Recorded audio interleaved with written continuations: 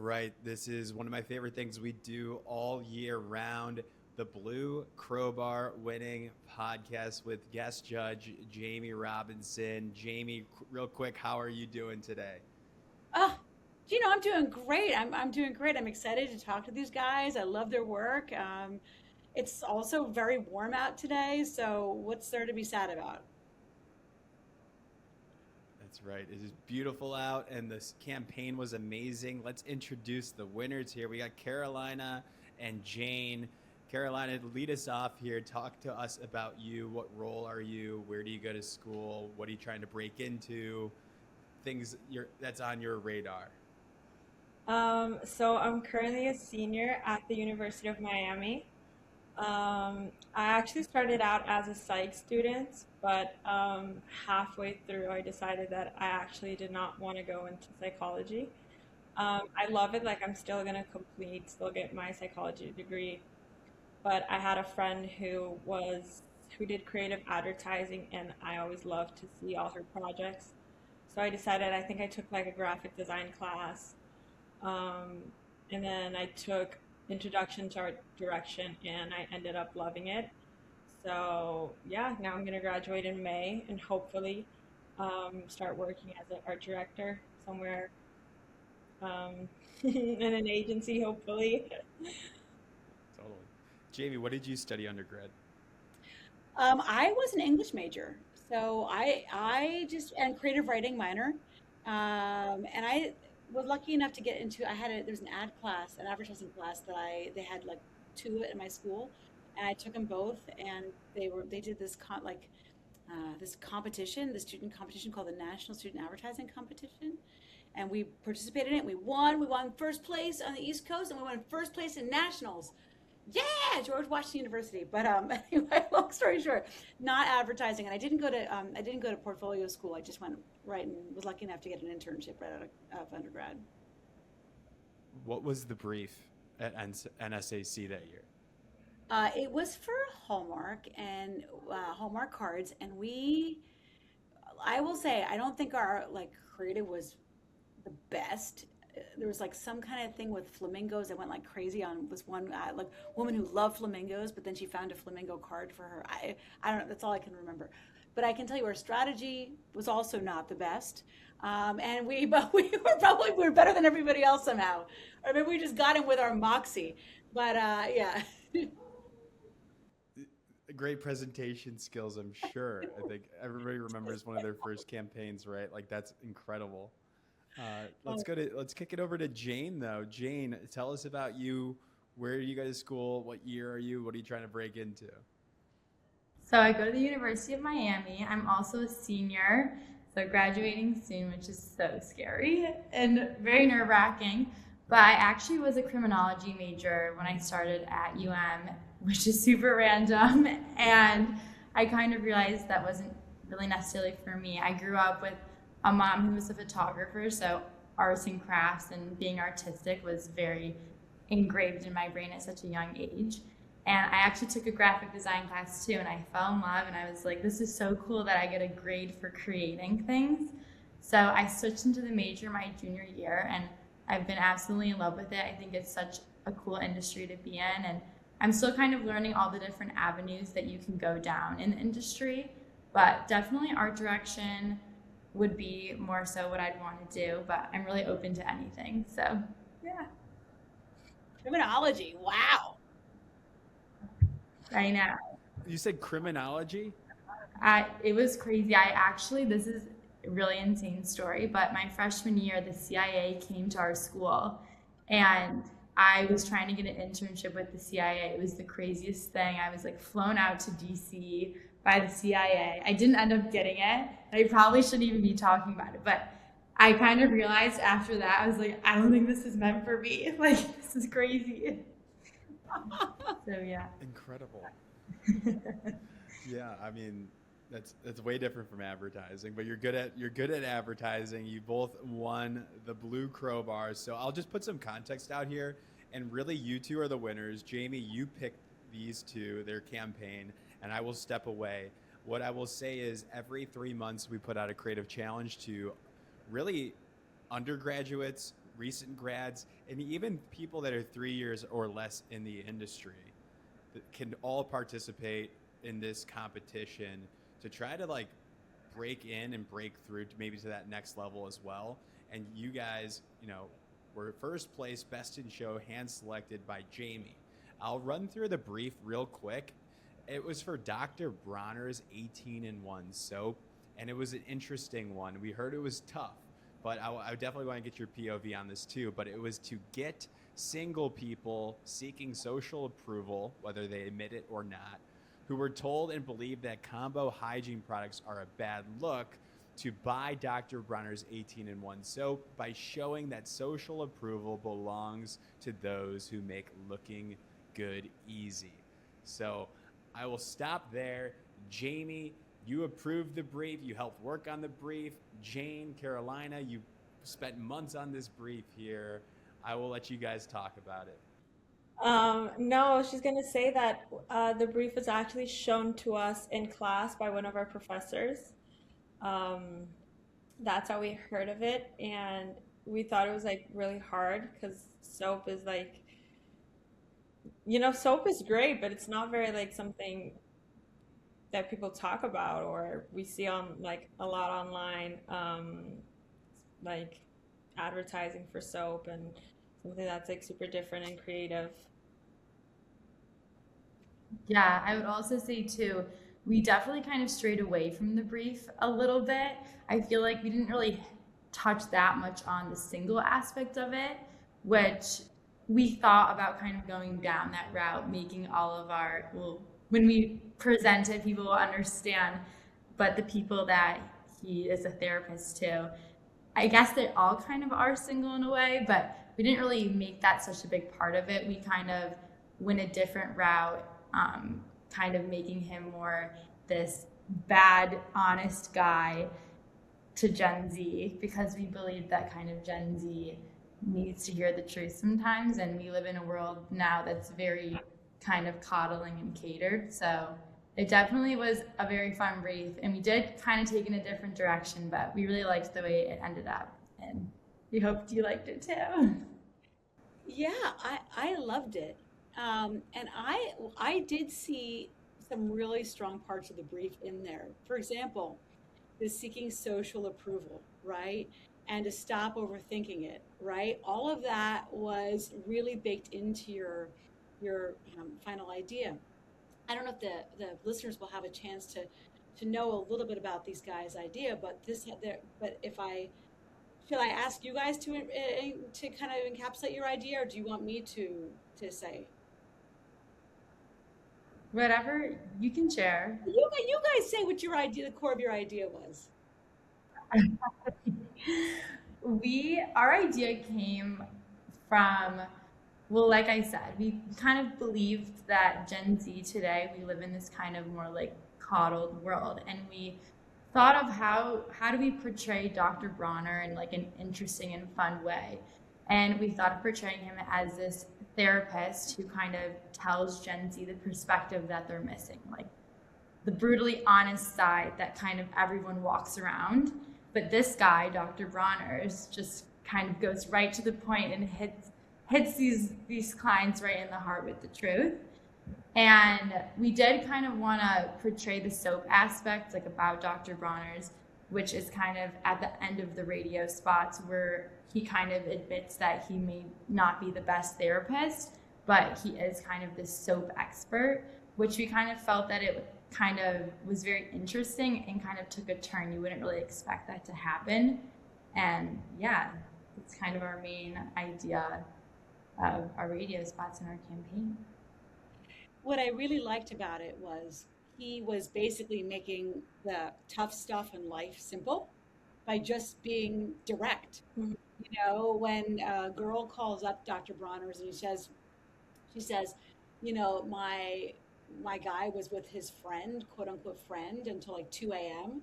Like, he says, don't worry about it. How should I read into it? And Dr. Bronner's like, yeah, no, like he was basically like cheating on you. Like, you guys said it much more eloquently, but like this is the fucking truth, right? that to me basically took all of the difficult things in life and simplify them into just the truth. And the reason why I love this for this brief is the whole brief was about taking the difficulty of this multi-step beauty care, skin care, hair care, cleaning routine that the TikTok and the world has kind of made us think we need, and just simplified it down to one thing. It is definitely no frills, right? But it has personality and quirk. And this is why I love it, because you guys leaned into that quirk and that personality, and you gave that normally very visual quirk personality a voice. And that was this guy, Dr. Bronner. Can you guys talk a little bit about like why you chose to do radio, which is like not a medium that I see a lot of young people do? Um, it was actually for our copywriting class. Our professor said one of the hardest forms of advertising in copywriting is radio spots. So he was like, if you can do a good radio spot, you can basically copyright anything. And we were like, okay, so let's, because since you're not seeing everything, you're just hearing, we try to make it as interesting as possible. And I think that's how it was a radio spot. Yeah. I mean, you've definitely made it interesting and entertaining. I wanted to listen to it. My favorite was definitely the girl who called up about her boyfriend. Although I think the landscaper one was that was one that I did not see coming. Um, but I was like, okay, because in this one, basically, for everyone who's listening or watching, somebody calls up and talks about walking in on basically his mom, and the Dr. Bronner thinks that like it's about his mom and dad having sex, but it's his mom and the landscaper having sex. And I did not see that one coming at all. And I love that Dr. Bronner was like, good for her, snaps for her for getting, hers. And and like it was, I mean, it's like very wrong in the right ways. Definitely. We were like sitting there trying to think of different relatable ways of like what people go into therapy for. And definitely the 18 days of kind of paid time off summer that we are now going to be stepping into the world and getting as graduating college was definitely one of them. And then the one with the kind of guy who hangs out with his girl best friend, I definitely feel like that one's really relatable and a lot of people have trouble with that. And then the kind of the cheating scandal, that one was a little bit out of left field, but we thought it would be really interesting. So Uh, yeah, I think for that one, the last one, the landscaper, I think we were trying to brainstorm because we had come up with the first two ideas. And we were in Jane's sofa and we were brainstorming ideas. And I think you turned to me and you were like, do you think this is like too out there? And I was like, no, I love it. The crazier, the better. Let's go for it. So yeah. Oh my God, I love it. And I will say that you guys talking and this work in general reminds me why it's so important to have people that are in your age range, like really having prominent positions in an ad agency. And it is because, like, thinking of these scenarios, okay, the landscaper one was a little bit far, but thinking of these other scenarios was so natural for you guys because you're like, these are like things that people our age, like, normally, problems they normally have and go to therapy for. And I think that with so many brands wanting to reach Gen Z, it's kind of it just underscores the importance of having like Gen Z, like basically art directors, writers, creatives of all types, sitting there and working on the work because the things that come naturally to you and are so obvious to you, like literally I would be scratching my head trying to come up with it. And then I'd be like Steve Buscemi with like, hey fellow kids, like, don't you hate it when you're, eating, that meme. Like even the fact that I'm dropping this meme, you guys are like this is like whatever old lady. But I think that this is really important and I hope that the industry recognize this and continues to really invest in young people, even more so. And I think all this discussion is great here, but a lot of the times we learn through some hands-on constructive criticism, right? And my question is for Jaime, with this campaign specifically, if this was a team, Carolina and Jane are working at JOAN and they give you this campaign idea, what would you do as the CCO to improve it? What feedback would you give? How would you go about this? Okay, well, the very first thing I would say is I love it because of two things. One, it is a really solid, clear, pointed, big idea, right? We're going to create this character of Dr. Bronner. We're going to make him as a radio spots. We're going to bring him in real life to roast people. I would actually want to start seeing more executions. Like, what does it look like in out of home? What does it look like in social? I would ask for even more of that. But like, I could see this really clear idea, which I loved. As a matter of fact, it was so clear that I even started to try to cast Dr. Bronner in my mind. I'm like, we should get Jason Mantzoukas to do it. Like, he would, like, I'm like getting all excited. I'm like, I know this brief doesn't exist, but I'm like, oh my God, he'd be so fucking awesome. Like, it would be so funny, you know, whatever. Oh my God, they've just started a wood chipper outside my window. So I apologize. So is that okay? All right, okay. So I started to like really just already cast it like Jason Mantzoukas. It would be so awesome. So I love that about it. But the second thing was, I was like, where the hell did these girls come up with this idea? Because it is like not expected. It's not your first, second, it's not even like my 36th idea of what I would do. And I love that you backed it. You came from strategy. You were like, this is our audience. Our audience all goes to therapy. They all, when they can afford it, it's getting harder. This is where, like, this is a way that they can kind of remove like one thing off their mind. So I loved your strategic setup. So let me just say what I absolutely adored about it. Awesome, really fun, really solid, big idea. Also was something that I wouldn't think of. So yes, I want it. Okay, where you guys could push it. So one, I love the writing. I would say push it more. When like he gets real with, you know, the girl, when he talks about the landscaper, you know, I'm like, okay, that is very edgy and I like it, especially for this audience. I would keep pushing it further. I would say, where else can we push the writing? And I'd be like, you know what, guys, you push me too far. Like, you take it and make it so that you're like, oh, can we even show Jaime this? And I will pull you back where I think it needs to be. So you push it even further, like make me blush, make me be like, oh, we can't show that. Or we can show that, but like I'm gonna have to call the client in advance and be like, hey, some crazy shit's coming at you. Okay, so that's the first thing I'd say. And the second thing I would say is, I would really try to like coalesce around a line, like a really strong line. And I saw two candidates for you. Like something that just really kind of sums it up that people can remember again and again, and I would hammer it home because I didn't quite see that. And by a line I mean kind of like a tagline. Maybe there was one, but I saw two that I really liked that were in your copy that were not used as a tagline. One is, we clean everything else. I think is a really good thing. Like for line, it's like, you know, like we can't do this, but we clean everything else. But the one that I absolutely loved is the one that you ended your deck with, which was you ended with a fake quote from Dr. Bronner, obviously fake because he doesn't exist anymore, and your version of Dr. Bronner never existed, but you wrote a little end like goodbye message from Dr. Bronner, and you wrote at the end, it's really not that deep. And I loved it's really not that deep. And I loved it because to me it was like, don't stress about all this other crap. Don't stress about using retinols before you're 50.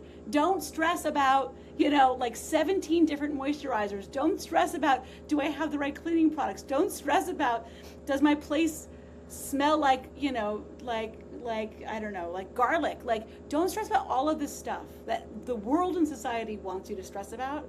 It's really not that deep. And I love this because it says just buy this one bottle and you are good to go, baby. So that is what I thought was awesome, and that's the advice I would give you. I would say let's really gather around this line, and then of course like you have your Dr. Bronner's therapy. You have the one where you go the activations where he roasts you. Hey, it's really not that deep. I love it. I think it gives Gen Z permission to just let their shoulders drop, take a deep breath, and just go, it's going to be okay. Like even if it's just a soap that is telling me it's going to be okay, it's going to be okay. So that's what I would say to you guys. And I think you did a phenomenal job. I would love for a team to bring me work like this. I would be so excited, and I'd be smiling about it the whole train ride home. I would just want to put a comment and then I'll let them talk too. It's just like, just knowing you, Jamie, and like, I feel like it'd be so fun to work for Jamie Robinson because you have permission to go crazy and you're always going to get reeled back. Like I think that's just so nice to know working for you, that you can just go absurd and you'll know how to find the right idea or reel it back in a healthy way. Like, you should never want to like have somebody keep on pushing you like crazier. I think you do a great job of that, Jamie. Thank you, Gino. Like I have to say, I want to always be put, and you guys, when you guys go into the business, always push. Because here's the thing, like, nobody's paying you to be the responsible one right now, right? And even when they are, they're still, like, it's still fine. Like, nobody's gonna die. Like, nobody's like, it's all gonna be okay. Like, you know what I mean? Like, the worst thing that happens is the idea doesn't get made. You know what I mean? Or, it's like, it's all gonna be okay. So just, you have to push further and into new territory. Cause like, that's where attention goes. That's where you can be like most excited about what you make every day. So I would just give you that advice. Well, thank you so much for your feedback. I love it. And I think honestly, like, I now going into like my first jobs as starting out in an agency, I think it's definitely like gonna be scary, like especially presenting my ideas. And I don't know if I'm gonna want to present ideas that are like so crazy and out there, but I think like you saying that to me just makes me like, wow, like I love it. Like I can't wait to think about like outrageous things. And like, yeah, I think Jamie. Yeah. I also think too, I think at the beginning, like when I first started this major, I kind of felt you had to think like one certain way, and I always would kind of tell myself that.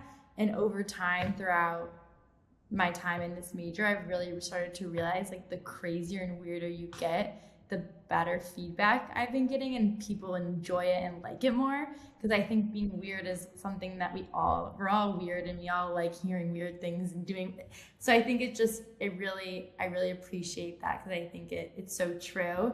And I think over the years, we're all getting weirder, and being weird and crazy, it's the way to go, and it's super fun. So I really appreciate that, and it's very exciting for we're about to enter the real world. So yeah, as we're graduating literally in 2 months and we're about to enter the real world, what's kind of your best advice on going into an agency and kind of finding the right place for yourself? I feel like there's so many different avenues you can take, and kind of learning how to like narrow down what's like best for you. Okay, so it actually ties into something that you were saying before, and I think that it's not always easy to do this, but if you can get this right, it'll be amazing. So before you were talking about, and I got cut off, but before you were talking about, I believe, the more crazy you are and go, that you get better feedback. And I hope you would find, and maybe perhaps, that crazy that you're going is actually a little bit more true to the thing that you would do if nobody was putting this kind of box around you, right? Like, what would you do if you just had your own creative freedom? That is really about finding your voice and the things that you are put on this earth to make and that make you happy. My very first boss, who I was so lucky to learn from, was a guy named Nick Cohen, and the agency was called Mad Dogs and Englishmen. And all the CDs that were there were amazing, and really taught me a lot. There were 3 CDs. Nick was one of them. He was also the owner. But at one point he looked at me and he said, Jamie, I think you're trying to write like Neil. And it was, because I was trying to write like this one guy, Neil Riley. I was like really trying to use his voice I was like, Neil sells things. Like, I want to do this. I was really young, right out of school. I want to just write like Neil. And he was like, I think you're trying to write like Neil. And I'm like, yes, I am, because Neil's good. And he's like, well, stop that. Stop that. Because I don't pay you for Neil's point of view. I pay you for Jamie's point of view. So you need to just write what you would write. And it was a really important moment in my career, and it really set me off and always trying to figure out what it is that I would try to find. Now, the reason why this goes hand in hand with your other question is, once you sort of know the kind of work that speaks to you or the kind of work that you want to make, I would have you look around at the different agencies and creative companies. It's not just agencies, creative companies of all sorts. Say, who is making the kind of work that I think is really interesting? Where is a place that actually most feels like it aligns with my heart? Like, to use a different, like a kind of soft word, but my heart. And I would really try to focus my energy on doing everything you could to be noticed by that agency. And even if you just said, maybe there's 3 agencies, maybe there's just one, and you're just like, you are the only people that I'm talking to. I don't care. I'm going to sleep on your doorstep until you let me in. I will take any job. I will take a job. You know, my first job at Mad Dogs, I was an intern, but then once my internship ended, they didn't have work for me. So they were like, do you want to be a creative assistant? I'd never done any assisting. I was very disorganized. I still am very disorganized. And I took that job, and I was a terrible assistant. I was answering phones. I was polite on the phone. I was good at that, but the other stuff I was crap at.